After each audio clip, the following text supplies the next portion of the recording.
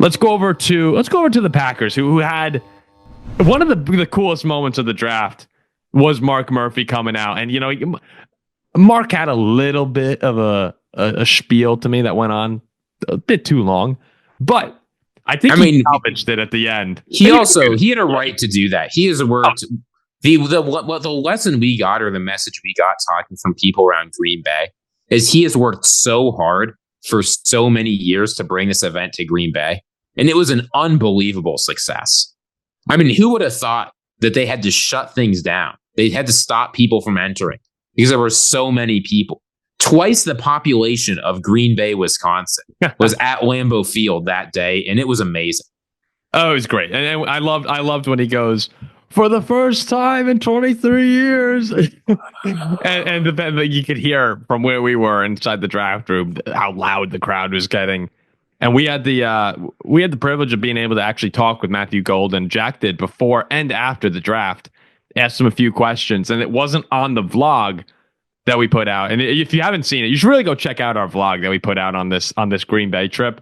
We're not vloggers by any means, but for a couple days, it's kind of like it's kind of like that. I ain't as good as I once was, but we were as good once as we ever were vlogging on those 2 days. It was a lot of fun. And off camera one time I said, Matthew Golden just has that swagger to him. You could tell from the brief interactions that we had, he's the guy. He's the dude. And you saw that at Texas with the way they went to him in big time situations. The most memorable one was against Arizona State in the college football playoff, where 4th and 13, I believe it was. Right down the seam, Quinn Ewers went to Matthew Golden. They went to him time and time again when they needed it.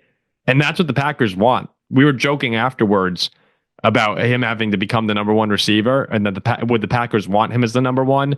And I think the instant thought in your mind is, well, no, because Green Bay's got a lot of guys, like Jaden Reed's probably the one.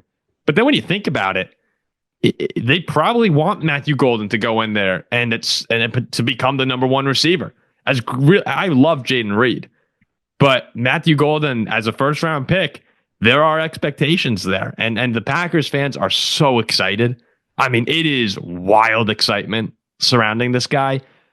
And, man, if he lives up to the hype, it's going to be tough to slow down that offense. I agree. And I think his positional flexibility, one of the main questions he was getting asked this weekend was, are you going to play inside or outside? He can play wherever in the NFL, which is great if you're the Packers and have a bunch of different guys. But I've seen a lot of Packers fans be upset at the receiver double dip between Golden and Savion Williams, especially when there are needs at other positions like cornerback. But I don't mind that from the Packers, and I'll tell you why. Here's why I think that was actually a smart move. First of all, wide receivers are unbelievably expensive. T. Higgins has said, hey, if you're a wide receiver number 2, you can make almost $30 million a year. This is an unbelievably expensive position. So adding more guys on cheap deals so you can't get held hostage by one of your wide receivers who's entering free agency this year is obviously big.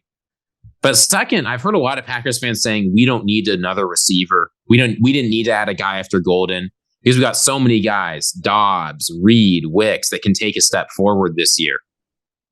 They didn't take a step forward last year, right? None of those guys did I leave last season thinking, sort of Jaden Reed, but even not really thinking this guy is significantly better than when the season started or than last year. I trust that he can be a reliable producer for years to come. Is any Packers fan thinking that?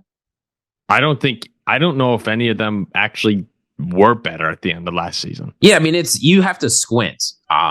But if that's the situation, I think if you're Green Bay, you can't sit back and think this year's going to be different. This year, one of them's going to step forward. I mean, if one of them does, great. Like we've said, they're really expensive. It's great to have as many guys in that room on a cheap deal as you can. But it's an incredibly important position in the NFL, especially when you want Jordan Love to run your offense. You've got to do it. You have to invest at the position. So I did not mind at all from the perspective of the Packers swinging at 2 wide receivers. Well, it was also, think about last season, all the injuries that Christian Watson's going to be out until probably November-ish. I mean, it could be later. If they're careful with the recovery, it could be December. I saw the video of Christian Watson's father reacting poorly to the selection of Matthew Golden. I mean, the guys in that room have reacted poorly all offseason to people saying they need to get better. There's exhibit number one that they're not going to get better. They don't seem to realize they need to get better. No, and here's the thing. Well, I don't know if I agree with that. I think that's because it's his father, and he's saying, I don't want my son to have. Remember when Josh Jacobs said we need a number one? No, yeah, and there's Dontavion Wicks of all guys is like, this is offensive, man. What are you talking about? But you saw with the group, once one of them went down, or one of them was hobbled, or one of them was suspended for a game, the whole group kind of took a step back too, and that Packer offense was less potent. It was almost shocking to me. As good as Josh Jacobs is, how reliant that offense turned to the ground game. And I'm going to say it again.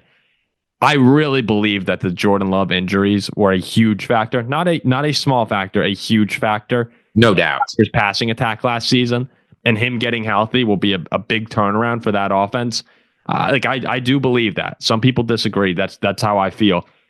But going ahead and adding to that receiver group that's going to be without arguably their best guy in Watson for the majority of the season, is anyone upset that they went and added that now they run, 6 deep when Watson gets back? There will be injuries. Like that happens in football, and it happened to you guys last year. And as you said, Ziggy, no one stepped up. So I think they're in good position here. Belton as well on the line, I think helps them to add some depth there. Maybe he'll push Sean Ryan for a starting position. The big question, though, with Green Bay, and the one that I think really will resonate with fans, is they didn't address the edge defender early. Or cornerback. Which were the two biggest needs, bigger than wide receiver.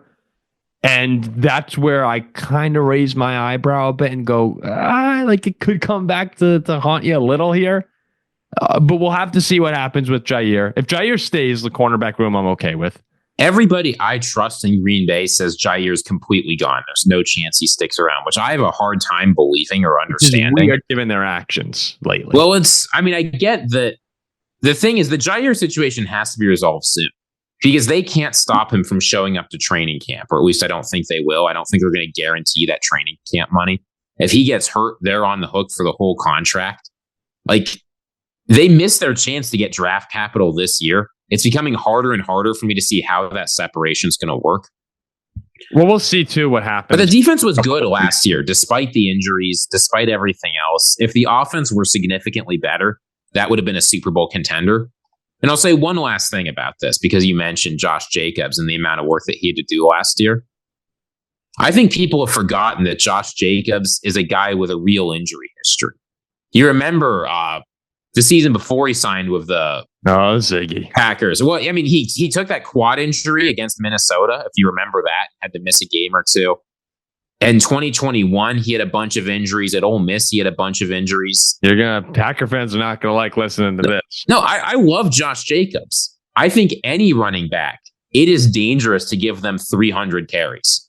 Having any man take 300 tackles in the NFL, that's dangerous business. So I'm not saying Josh Jacobs should be on a snap count. I'm not saying you need to protect him. I'm saying every team knows it's a bad business to give your running back 300 carries. Yeah, that's a dangerous game. There are very few guys like Derrick Henry who can just take that year after year after year. And you don't want to find out if your running back is one of those guys.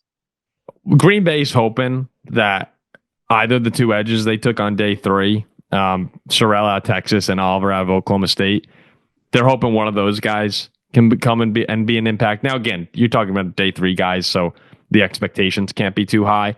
But I mean, I'm excited to see what Bugs Brown can do. What? Bugs Brown. Who's Bugs Brown? You've never heard of Bugs Brown? Who's Bugs Brown? He's from FAU. He's the cornerback they signed. Have you seen this guy? No, I haven't seen him. This guy is the most athletic corner. He looks like a linebacker. I thought you were talking about. He's the most athletic cornerback I've ever seen. He was great in college. I couldn't believe he went undrafted. I think this guy could be very good for them. Why? What's a Bugs Brownie badge? That's what came up for me. Bugs Brown, Buggs Brown. So when I typed in Bugs Brown and I hit enter, it automatically put in Bugs Brownie badge from Girl Scouts. It's double G. Hold on, it had to be double G. There's no way.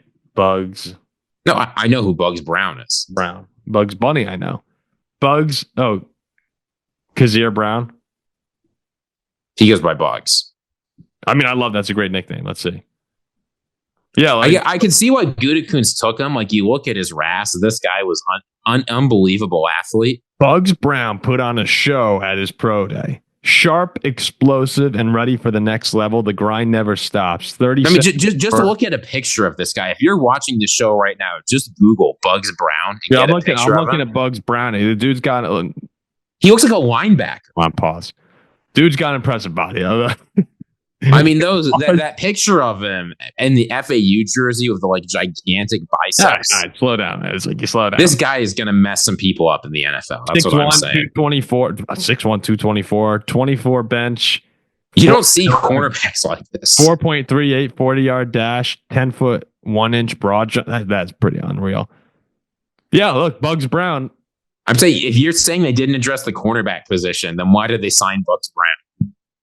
Yeah, you're right. I guess they're good to go at corner. I didn't realize they have Bugs Brown.